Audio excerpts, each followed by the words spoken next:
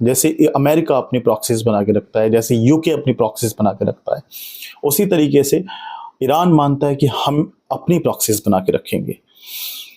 बात लंबी हो जाएगी। एक बार खामनेई ने कहा था कि हमें मिसाइल और इल्म दोनों चाहिए, ताकि मौके पर जवाब भी हो और इंतकाम भी।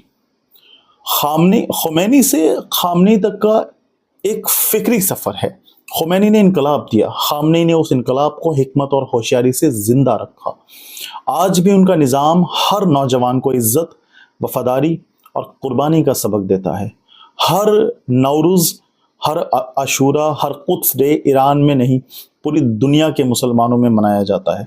उसकी गूंज, उसकी फ़िक्र बनकर पूरी दुनिया में ये बात सामने आती है कि खामनेई ने एक दफ़ा कहा था, हमें दुनिया के मज़लूमों के साथ खड़ा होना है, चाहे उसके लिए दुनिया हमारे खिलाफ खड़ी हो जाए। It was a big statement actually.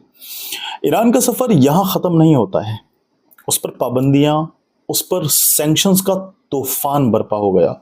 Iraq Iran war 1980 से 1988 तक चला, जहां सद्दाम हुसैन ने शायद वेस्ट के इशारों पर ईरान पर जंग मुसल्लत की।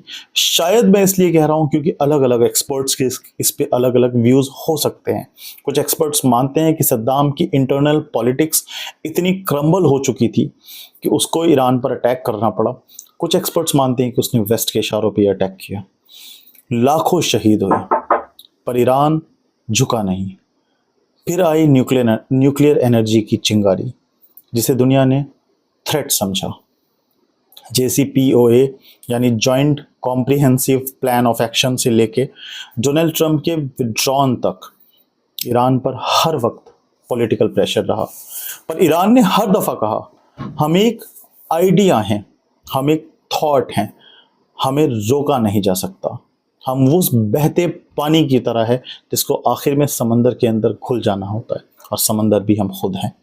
आज का ईरान तहजीब और टेक्नोलॉजी का एक संगम आप उसको कह सकते हैं।